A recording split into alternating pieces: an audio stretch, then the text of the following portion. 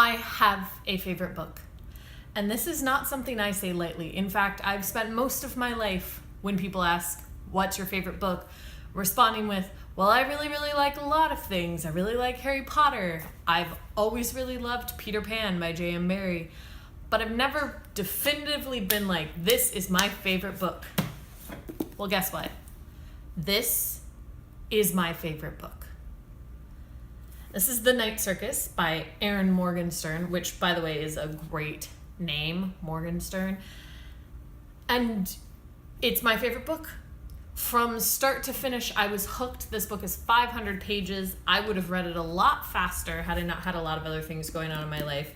But I basically devoured the last 300 pages in the last 2 days. And every second of it is great. General storyline is it's about a circus called the Circus of Dreams that appears every night. Well, not every night, but appears at night. Opens at sundown, closes at sunup, travels throughout the world mysteriously appearing and then vanishing. And this is the story of how that circus came to be, the people inside of that circus, and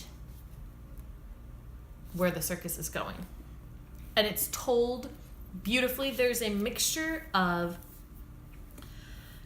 first person narrative where you are the one experiencing the story as you walk through the circus, and then the story of the creation of the circus. All the entries, the chapters that are not first person, are dated, so you can travel with the characters and the circus as it goes from the start to finish of the book. And it's exactly what I want in my life. So it's set in a circus that is around the late 1800s, early 1900s, like that turn of the century.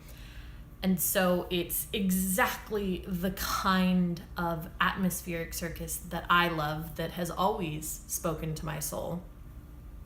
And it's filled with actual magic, and it contains this illusionist named Celia and another magician named Marco, who are locked in a duel with each other.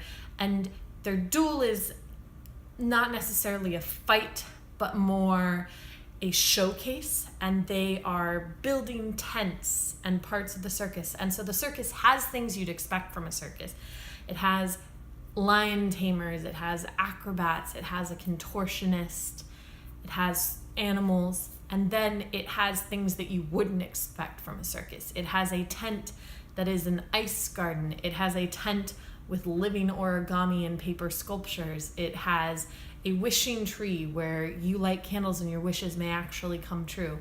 And everything about it is gorgeous. It's all set in this colorless black, white, and gray scheme so that everything falls into those colors. And when you enter, it's like the colors sucked out of the world, but somehow that makes it more vibrant. And there are characters in here that are dreamers, and the dreamers are the ones who follow the circus, who find it wherever it is, who enjoy the magic of it and the mystery of it, and they come night after night after night, city after city after city, and they share stories with each other about where they've been and the tents that they've seen. They share their favorite tents. They go to the same tent every night, or they try and experience every tent that the circus has to offer.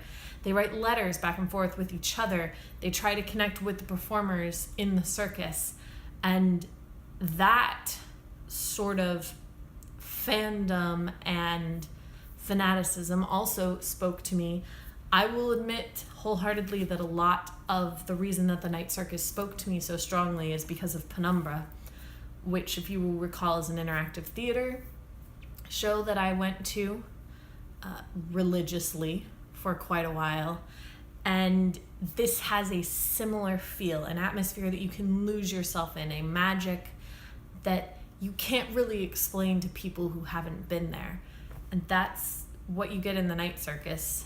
And that's what I get when I go to interactive and immersive theater. And that's what a circus is. That's why I've always loved them my entire life. I've been to circuses since I was a very small child, and it was one thing that I never wanted to miss when the circus came to town.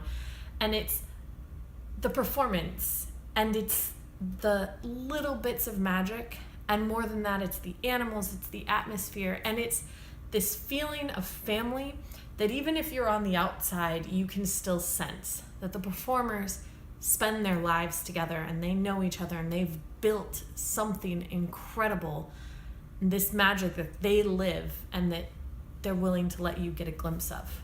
And that's what's always appealed to me about the circus, and that's what appealed to me about this book. Now, outside of the things that I feel personally, this book is beautifully written. It tells a very, very good story. The plot is greatly rendered and the characters are complex. And I really, really like that you don't necessarily know everything.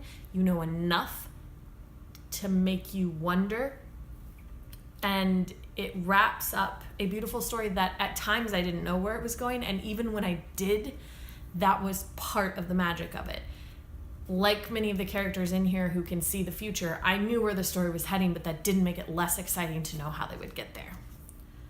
If you like circuses, if you like magic, if you like good books, you should read The Night Circus by Erin Morgenstern.